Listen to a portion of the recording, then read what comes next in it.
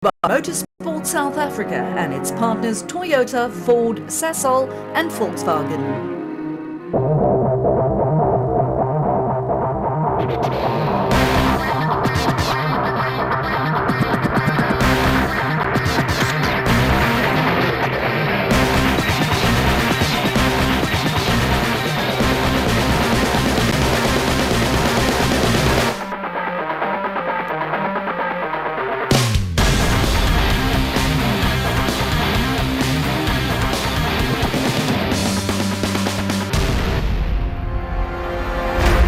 Polokwane, round number 7. National Rally Championship. Indeed it is. The penultimate round of the 2014 South African National Rally Championship took place on the weekend of October 17 and 18 in the Limpopo city of Polokwane, home of the Peter Mokaba Football Stadium and host of what turned out to be the moment of glory for an unprecedented number of crews. But before we put the cart before the horse, here's how things stood in Class S1600 for front-wheel drive cars with engines up to 1600cc before things got going in Polokwane. Guy Bottrell was well in the lead of the championship in his Yahoo-supported Toyota Etios. Van Beerden was 49 points behind and as such had only the slimmest mathematical chance of pipping Bottrell to the post. But in rallying, nothing can be taken for granted. Haig Smith and Basie Lyle were tied on 78.5 points apiece, with Andrew Hayne in 5th on 75 points. And so to Polokwane the crews went for the second last round of the 2014 championship.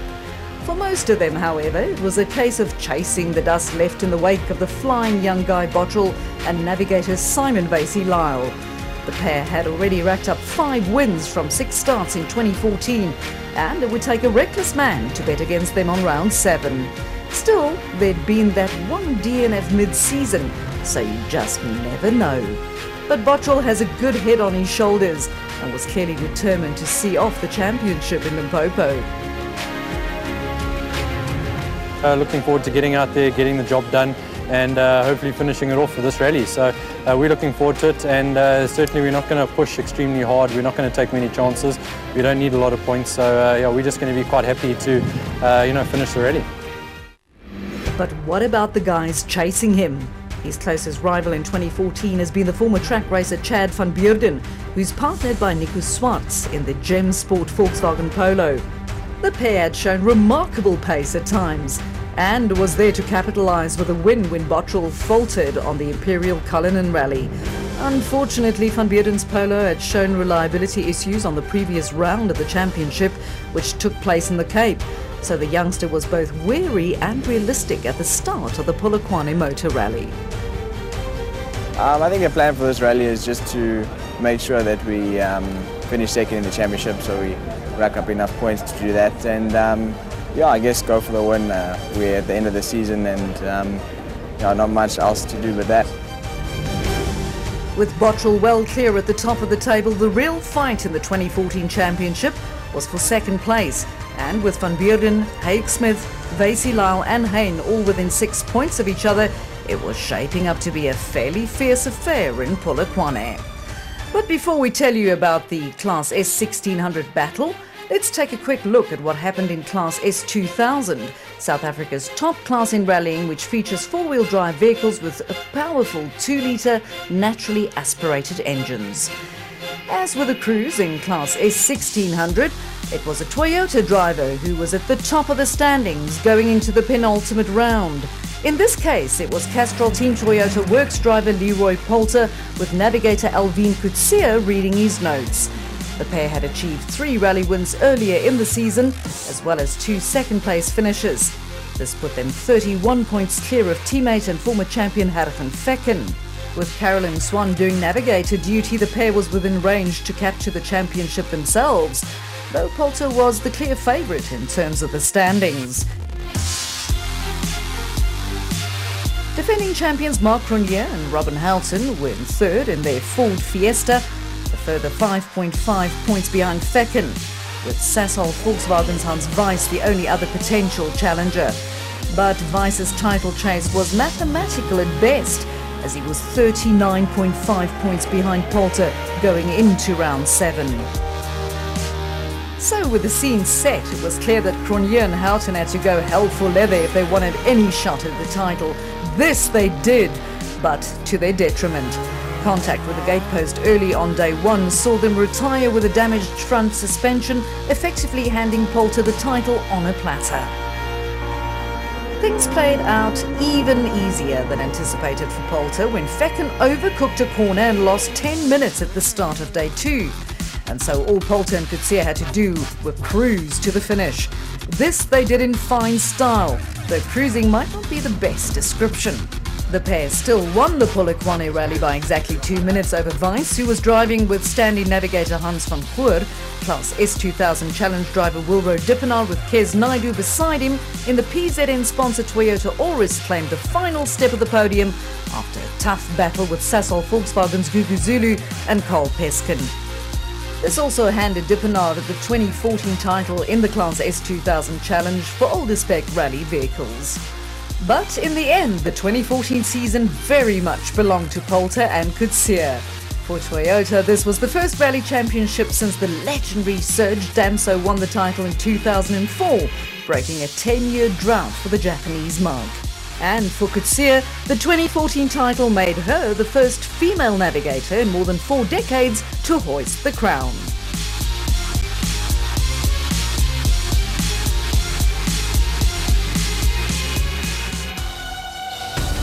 But that was what happened to the big boys.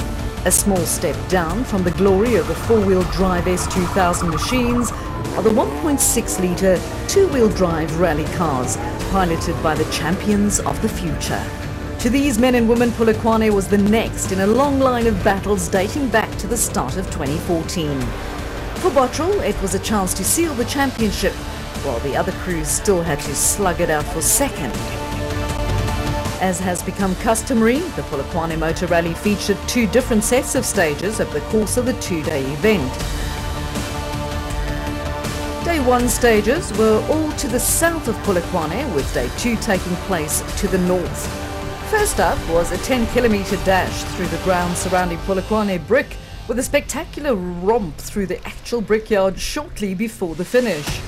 Despite not needing a win to seal the championship, it was no surprise that the quickest man through stage 1 was none other than the champion in waiting. Guy Bottrell sent his little Yata Tools machine through the stage 10 seconds quicker than anyone else. He went one better on stage 2 by upping the margin to 12 seconds. I was quite happy. Now we can take some spares out the car and maybe go a bit faster. He narrowly missed out on a hat-trick of stage wins when he was pipped to the post on stage 3. Ashley Haig-Smith and navigator Damien van Us still held on through stage 1, posting the second quickest time. We had a good test, but we had a test in the wrong conditions. We had the cars way too hard for this. We were bouncing everywhere. They managed the same on stage 2 before disappearing in the middle of stage 3.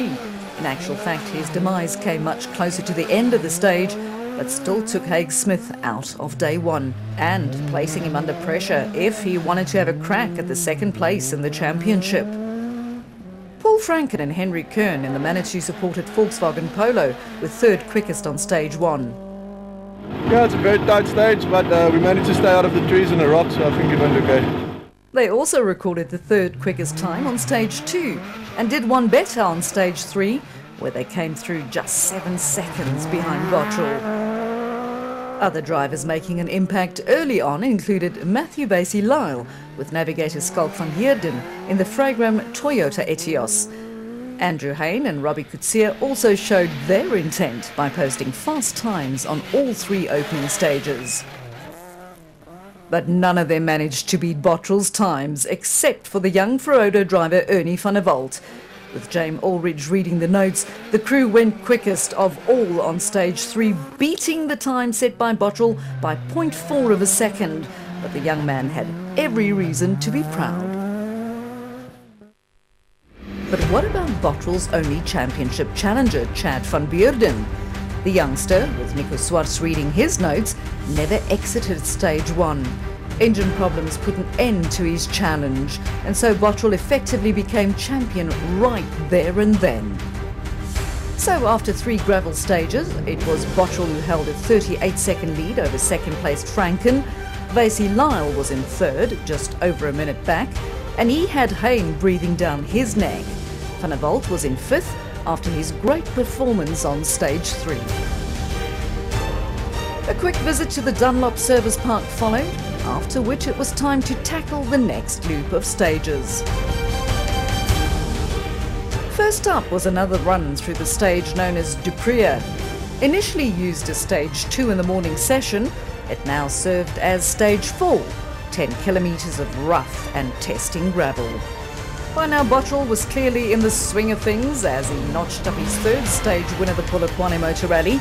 His time of 7:51.8 was exactly 10 seconds quicker than that posted by the second quickest crew of Franken and Kern. Van der Walt continued his good form by going third quickest through stage 4, just 5 seconds slower than Franken. Matthew Vasey Lyle was next fastest and he was followed through by Andrew Hayne. Namibian Marco Himmel with Francois Quinby in the navigator's seat brought their Volkswagen Polo through 6th quickest, with Willie van Straten and navigator Scotty Howden in the Collison Toyota Runex following him through. Stage 5 was an exact repeat of the morning's stage 3. Known as Snyman, the 18-kilometre long stage offered the last section of gravel racing for the day, and with it, the last realistic chance for anyone to make a move on Bottrell. And that's exactly what the young Van der Walt proceeded to do when he hammered his little Ferodo Ford Fiesta through the stage in a time of 13:42.5. This was a truly exceptional time and also considerably quicker than the time he posted on the same stage earlier in the day. We had a few moments, I missed a couple of corners and due to the floods. Bottrell followed 11 seconds slower than Van der Walt, but since the Durbanite already had a comfortable lead and no threat from anyone in the championship, he wasn't too concerned. Going alright, we're having fun. It's quite rough out there, so it's quite easy to damage a car quite badly. Franken came through third quickest, ensuring he held on to second overall as a result. Yeah, we went better this round. We made a few setup changes in service, so we went good this stage. He was followed by Vasey Lyle, Hayne and Himmel. By now the rally had taken its toll and the list of casualties grew to include Haig Smith, Chris Kurtze in the Electrothread Toyota Etios, Van Beurden, Van Straten and AC Potgieter in the Volkswagen Polo. With the gravel stages to the south of Polokwane done, all that remained of day 1 was a quick blast around the iconic Peter Mokaba Stadium. At just under 3 kilometres in length, however, this stage did little to influence the standings, though it is worth noting that Van der Walt pipped Bottrell by 2 seconds, recording another stage win in the process. With 6 stages behind them, it was Bottrell who led by 55 seconds from Franken. Van der Walt had moved into third, with Vasey Lyle and Hayne completing the top 5. So, while the sun was setting over day 1 of the Polokwane Motor Rally, Class S1600 already had a new champion. Guy Bottrell and navigator Simon Vasey Lyle had managed to clinch the title with a full day of the rally to go. Never mind the final round, which is still to come. And the Durbanite had plenty to smile about. Fortunately, we've managed to keep it all together and be quick when we needed to be quick and also reliable when we needed to be reliable, and I think that was the key. We've had a fantastic team and a good car, and we're just really proud of the achievement that we've achieved. Join us after the break for more from the 2014 Polokwane Motor Rally.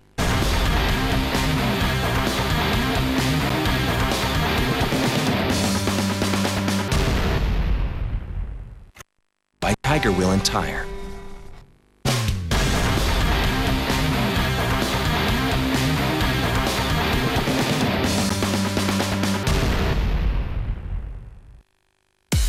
Welcome back to Polokwane. While the name of the Limpopo city may translate to place of safety, day 2 of the Polokwane Motor Rally made sure that all the spectators and crews were on the edge of their seats.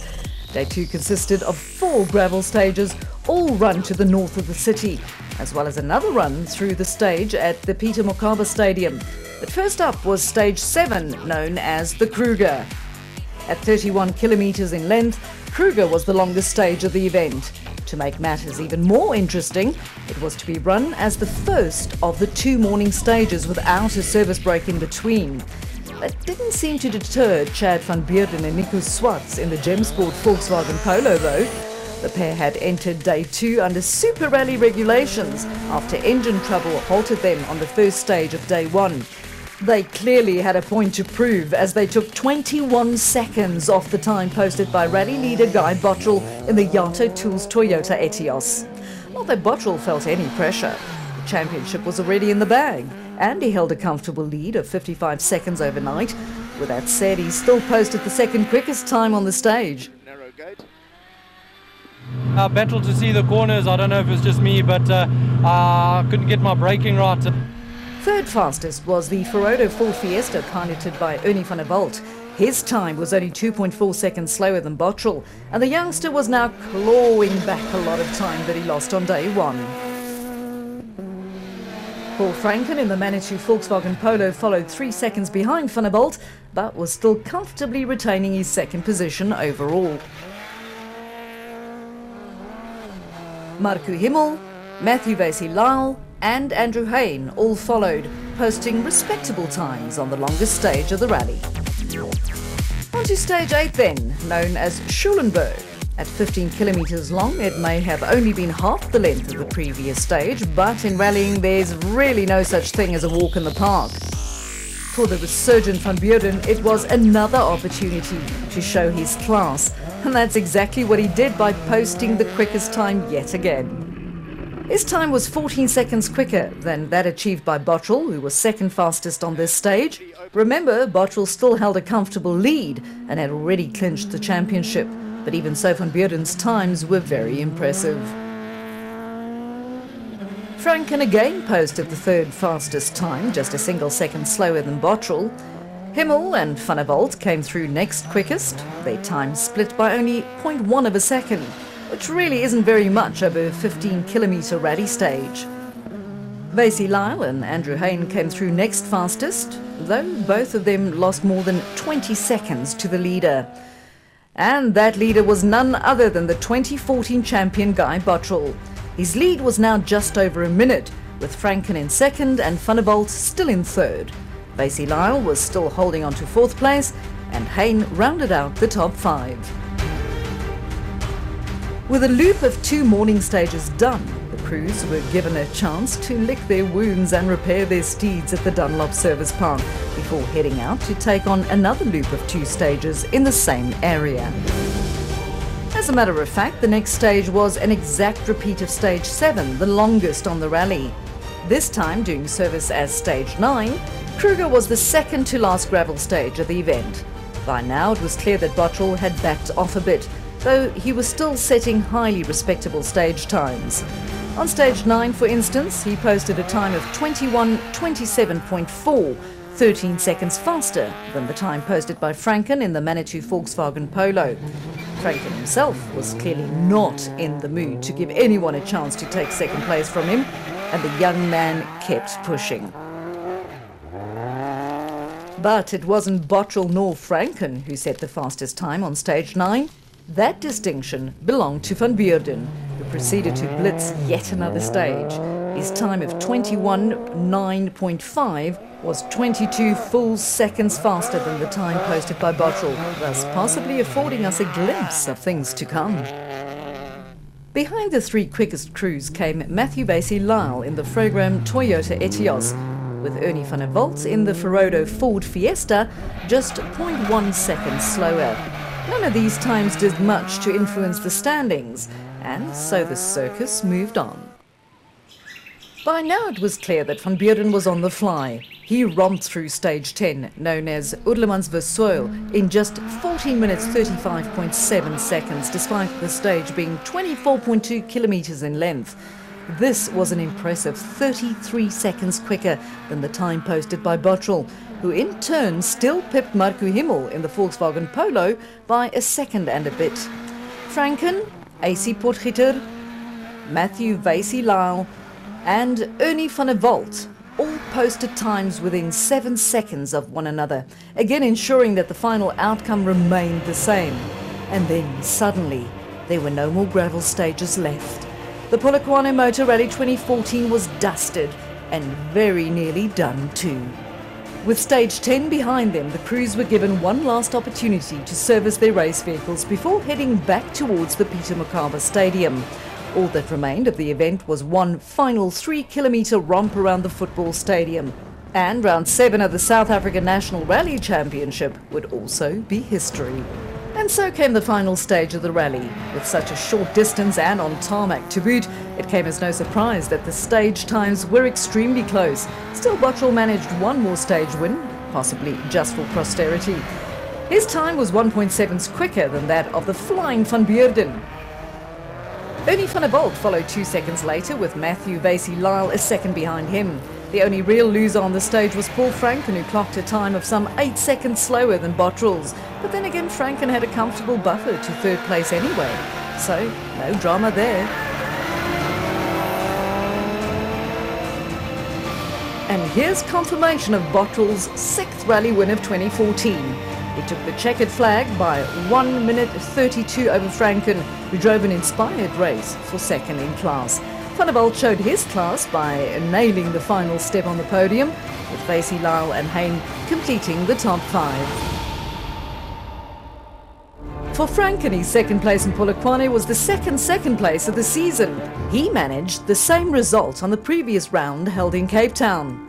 Ernie van der Walt's third place finish is his best to date, showing just how much potential the youngster has. But in Polokwane, both Franken and van der Walt were nothing more than the sideshow, because after 7 events, Class S1600 had a new champion. Not only did Bottrell get to spray champagne from the top step of the podium for the 6th time this year, but he also amassed enough points to clinch the title in emphatic style. The young Durbanite, with Simon Vasey-Lyle in the navigator's seat, had a disappointing season in 2013, plagued with reliability issues in his aging race car. But this year, the Yato driver fielded a brand new, locally built Toyota Etios R2 and had a near-perfect season. I've had a phenomenal season, and it's all down to the team that's behind me. They wanted to win just as badly as I did, and certainly without them, with my sponsors, it's been a long season, it's been a good season, but now it's time to celebrate. Next up is the final round of the 2014 season, and with second place still very much up for grabs, it promises to be a cracker. Round 8 of the South African National Rally Championship will take place in the area around Bella Bella, and it gets underway on the 21st of November. We'll see you there for the final rally of the year. All the rally action from the 2014 Polokwane Motor Rally was brought to you by Motorsport South Africa and its partners Toyota, Ford, Sasol and Volkswagen.